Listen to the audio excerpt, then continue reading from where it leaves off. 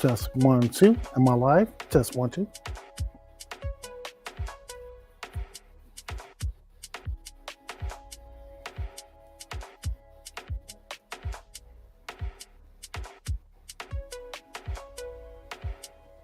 Still not hearing myself.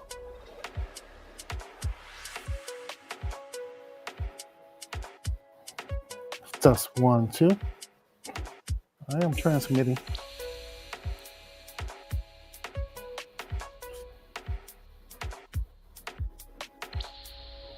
Bam. Test 1, 2.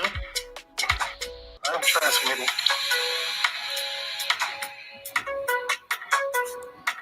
Okay, we are live. Excuse me for that technical hiccup.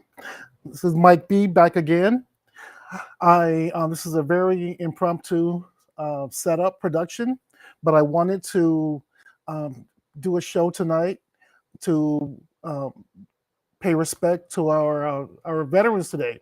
Today is November 11th. Let me switch over to my slide. Computer's a little slow tonight. Happy Veterans Day to all my fellow veterans, not only in the United States, but throughout the world. We serve our countries, we put our lives on the line, we take care of our families, and we look after the future of our young ones. So happy Veterans Day to all veterans worldwide. Today is a very special day for me because I had the opportunity to serve a number of years in the service myself. I spent 7 years in the Navy, and before that, I spent 4 years in the junior ROTC in high school. I'm actually hearing myself, so I'm going to put this down. So I had the opportunity to just be in a military oriented environment, both in high school and in real life. And believe it or not, the high school JROTC program set me up for a successful military transition into the real world military. So I really do think that it was one of the best experiences of my life, one of the best moves I ever made at a tender age of 17. And I would not have accepted it any other way. I often talk about growing up in an area where things were not really on the positive for a young teenager, especially from my background. So there were only a few options that I could have chosen. Wasn't really, in my opinion, I wasn't really cut out for academics in that way, and I did not hang around a bad group of people. Growing up, I always hung around the smart kids, and kind of did our own thing. And the story that I'm going to actually give, I'm going to actually give you a real-time story, but just a little bit of a backstory. My best friend growing up, his name was Gerald, and we both joined the military together. I had a few other best friends as well, but we were inspired by the movie Top Gun. We both saw Top Gun back in 1986 or 87, and we were so inspired by the movie. We both decided to join the Navy. He went in about maybe 6 months before I did, and then I followed. But it was the best experience ever. That led me to California, and of course, Gerald went to Florida, and ultimately making his way back to the West Coast at some point. But that was our inspiration back in the 80s. Most importantly, I had the opportunity to observe my father. My father was a diehard soldier from the heart, diehard soldier. He was in the Army, and he often spoke about the Army all the time. He wore army clothes all the time. You can go to the enlisted store. Excuse my look. I'm a little bit grungy today. It's my off day, Veterans Day, so I kind of took it easy today. But he would go to the stores on the military bases, and he would buy clothing that was military related, and he would give us clothes, and we would wear those clothes to school and things like that. So my dad was he spent a number of years. I don't really know how many years, but I know that it was more than 10 years in the military. He was stationed in Germany, and then he was actually in the Army Reserve in Alabama. Here's a quick picture of my dad. You have to excuse me. It was a sort of a copy of a copy, so I ran it through the AI and cleaned it up a little bit. So that's that's my dad right there in his army uniform. And again, that's what he looks like. I cleaned it up a little bit and sharpened it up with AI. But that was my dad right there. And again, he was a tremendous inspiration on me. He actually drove me to the bus station when I departed for California. So he was the last person I saw when I actually left home. So that was him. And let me jump ahead here a little bit. We may have some special guests on the line tonight, so I'm going to try to make it through here as much as I can. And again, excuse me, this is a very impromptu show, so I don't really know how things are going to turn out. So this is another AI version that I cleaned up. This is me in my Navy uniform and my dad. I do remember this situation. I came home on leave in somewhere around 1987 for the holidays, I believe, and we were sitting in the den watching TV, and he went into the bedroom and he threw on his uniform, and we did this famous pose. I love this picture. Again, I did run this through the AI to clean it up a little bit because the image was quite poor, but that is me at, I think I was 18, and my dad, with his uniform on. So this picture means a lot to me, and I really do wish that he was still with us. Now, I joined the Navy, and my first tour of duty coming to California was I was stationed aboard a ship. Let's see if I can get this to fast forward. This is a very old computer, so hopefully it doesn't crash on me. I was stationed on the USS Harry W. Hill. This is a destroyer, and it's out in the middle of the ocean somewhere, but this is the ship that I was on. And my first job in the Navy was in communications. And communications was a really good job because all the messages, and there was no internet at the time, so all the messages that the ship received came through my department. There are some antennas there. The black mass on top of the ship there was all the antennas that we would maintain. We would go outside and maintain those antennas and all the communications on the ship. The story that I want to tell you is that is that of inspiration. Okay. I want to tell you an inspirational story to not the older crowd, but I want this to get through to the younger crowd, my kids and their kids and younger kids out there. If you don't know what you want to do in life, I do recommend joining the military because you have the opportunity to learn different trades and gain a lot of life experience that you would not normally not receive in everyday life walking the streets. So I picked up a lot of really good life tips, life experience, and good training. Now, I want to backtrack a little bit, and I want to say that when I first came in, I was like any other young adult. I wanted to, to play around, and I wasn't really, I didn't take it serious. I didn't take, I did not be serious. When I say serious, I didn't take the training that I received serious until I actually needed the training. And this is a true story. I remember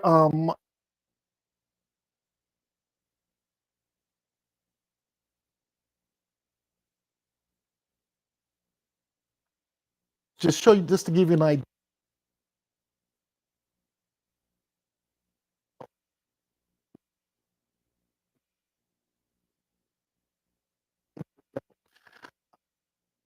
The communications room of a ship um, that I was trained in. This is a black and white photo, but if you look around the room there, it's a lot of technology for from that time period, 60s, 70s, 80s, maybe into the early 90s time period. And look to your bottom right, you see some teletypes. So part of the training as a communication specialist, we called them ready minute during that day, was to learn to type. So one of the life skills that I picked up while in the Navy was typing. We had to type at the time. We had to type at a certain speed, and we spent about 3 months just learning how to type on the teletypes. Now, shortly thereafter, this equipment was phased out. It was phased out, and more computerized equipment came in. But we had to learn to type on these teletypes, and they were extremely loud. So just imagine 6 to 8 teletypes in this space. And the teletypes are constantly going off or sending and receiving messages um, for whatever reason via these teletypes. Emergency messages, supply messages, where to go next messages. So to be in this space, you had to have a top secret clearance, by the way. Not anyone could just walk into this space. If you look at the very far wall towards the center down this picture, the very far wall in the center, those are all receivers and transmitters. Off to the left are more receivers and transmitters, and it looks like satellite communication equipment. So this was the typical space. Might I add, this space stayed air conditioned, so it was cold because we had to keep all this equipment cold, and from overheating at that time. So while everyone was out working, painting the ship outside, we stayed inside and we were cold constantly. Everyone wore a jacket all the time. So it wasn't a super comfortable environment, but it was better than being outside in the hot sun. I think I may have skipped ahead. Let's see if okay, there we go. So going back to this picture here. So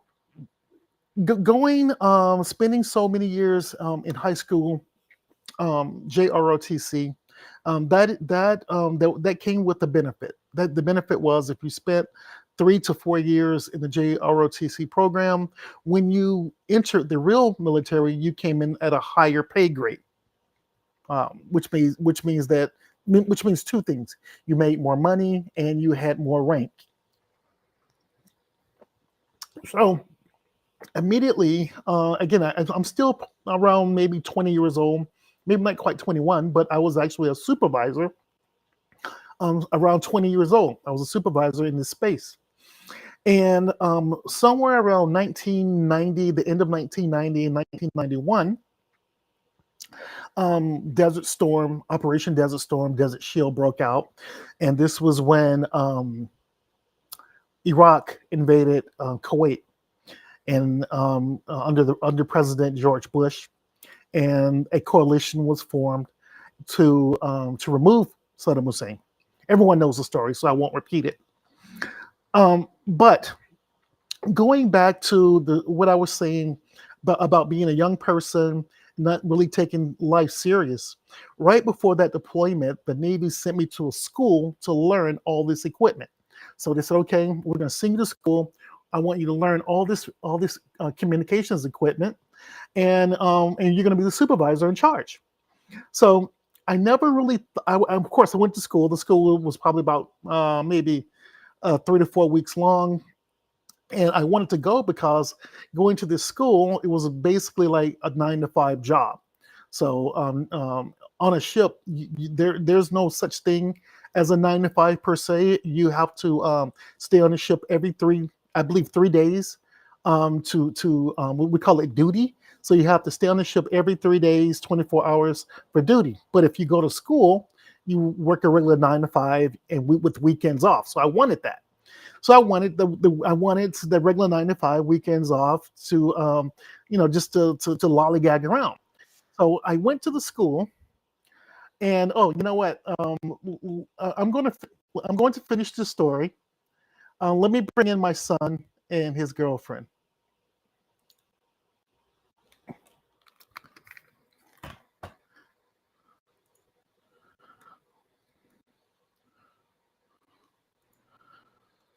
Hello? Hey guys, can you hear me? Yeah. I don't think I can hear you. Oh, wait. Hello? Let me see. This is my son and his girlfriend Haley. Let Hello? me see. I was actually telling a story. I don't know if you can hear the story. Can you hear me? Yeah. You can hear me? If Yeah. you can hear me, thumbs up. Okay. All right. So I was telling the story of my first job in the military. I was a communications supervisor in a space like this. And Operation Desert Storm happened in the 1990, and I was about 20 years old. And I went to school, and the Navy sent me to school to learn all of this. And there was a situation that occurred during our trip to the Persian Gulf to fight the war. We had a little situation. There is that we were undergoing a refueling operation, and we're outside here in the Gulf of Oman. And a refueling operation is when two ships run side, they sail side by side, and we shoot lines over to the other ship to refuel the other ship. And what happened was our ship lost power. Our ship lost power, and we collided with the ship. This is actually in Wikipedia, so it's actually well documented. But we collided with another ship. It was the USS Kansas City. Let me show you the Kansas City. So we collided with this ship, and this is a refueling ship, and we lost communications. We lost power. So the crucial story about this, I'm hearing myself. The crucial story about this is this area is one of the most dangerous areas in the world because you have Iran over here. This is a very narrow passage, and if this is a very vulnerable spot because Iran had Stinger missiles and they would shoot missiles at vessels. So it was so important that we had our ship operational to get inside the Persian Gulf. The war was actually in here. So we lost power here. So as a 20-year-old, and they sent me to this school, the only thing that I heard was, Bradford, we need communications and we need it now. And I, again, as a young kid, not really understanding what was going on, all the training that I received, it came back to me instantly. And I just started turning knobs and patching cables and and turning knobs and just making things work. And as soon as I thought that the communication system was operational, I just went over to the intercom and told the captain, go with the communications, and it worked the first time. So it was this is one of the most I would say proudest moments as a young adult because I didn't know my full potential.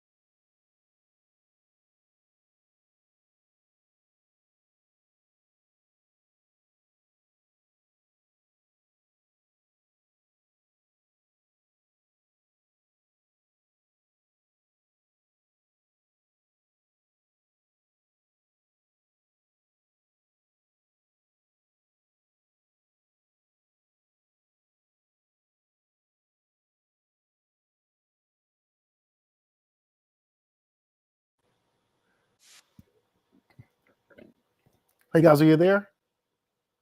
It looks like your microphone is on mute. There should be a mute button on your phone there. Hello? You're Hello? looks like you're off mute now. For some reason, I still can't hear you. Hello? You know what, guys? If it's okay, I may have wired things up wrong. So it's Audio. you guys, I may have wired things up wrong. Oh, audio output none. You know, while we're on this Speaker. call, I do Hello? want to bring in Victoria, Victoria, my show host. Okay. Hello? Hi, Victoria, are we there? Victoria, we're on live right now with our podcast, and I know that you wanted to talk and give a special message about Veterans Day. Go ahead, Victoria. Yeah. Okay. I don't know. Hello, Mike, and hello to all your listeners. Today is a very special day, Veterans Day, and I want to take a moment to express my deepest gratitude to all the brave men and women who have served in the armed forces. Your sacrifice, courage, and dedication to protecting our freedoms is truly remarkable. Thank you for all that you've done and continue to do for our country. We are forever indebted to you. Thank you, Victoria, and we will check in with you later. Thank you. This is So I don't know if I'm going to be able to get my kid and his girlfriend on. Let's see. I am Hello? still not hearing you. Hey, let's try something. Let me see. Audio. Let's see. Default, maybe speaker. Speaker. Hello? And it may be me. Hello? Let me see if I can fix. Let's see. Let's Oh, see. speakers. Hello? Hello. It Maybe may it's- be me. Audio output. Oh, you know what? Stand by 1 second. Okay.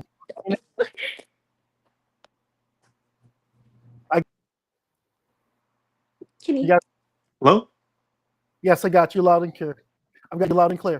Yay! Yeah, sorry about that. My audio was routed a little strange to accommodate Victoria. Victoria is my AI assistant, so she wanted to give a shout out on Veterans Day. Could you guys hear me before? Sure. It cut out. It lagged. It lagged? Okay. Yeah. Ugh. Did you hear Victoria? Victoria. Okay. This is a very impromptu show, so sometimes the technology fail. So how's it going? Pretty good. Yeah. Great. I'm hearing myself in my headset, but thank you guys for checking in. This is just a very impromptu show, just to give a shout out to our veterans and to just let everyone know that we appreciate their service, and that's for veterans all over the world. Yeah. Awesome. Awesome. God bless America to the veterans. Yes. God bless America. Absolutely. And Yeah. thank you to all Thank you the guys for veterans checking. out there. Thank you for all the veterans. Absolutely. So I'm gonna let you guys get back to your night, and thanks for checking in, and we'll see you guys back on another time. All right. Right, Thank you, Dad. Thank you. We love you. Love you too. All right. Bye-bye.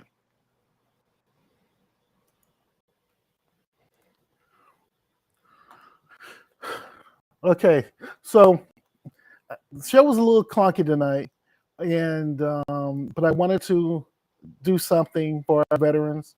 Hopefully, this content went across well and was well received. I will do better in the future.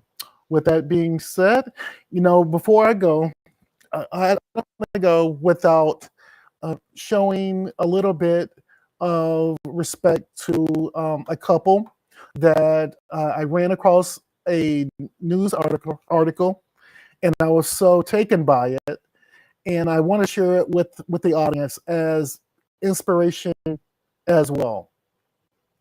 So let's check this out. Yeah, See that? That's it.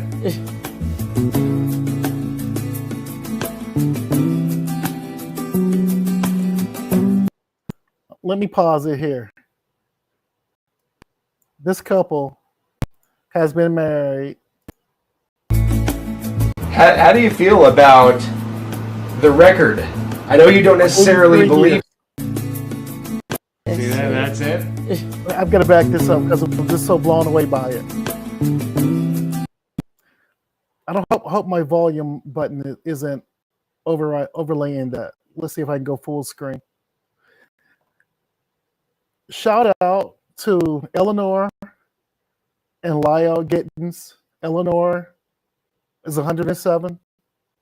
Lyle is 108. They were married June 4th, 1942.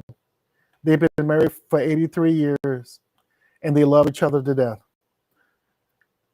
Let this be an inspiration. And by the way, let this be an inspiration to everyone because they are the oldest married couple on the planet. I said it one time. They are the oldest married couple on the planet. So shout out to Eleanor and Lyle Giddens. Let's play out.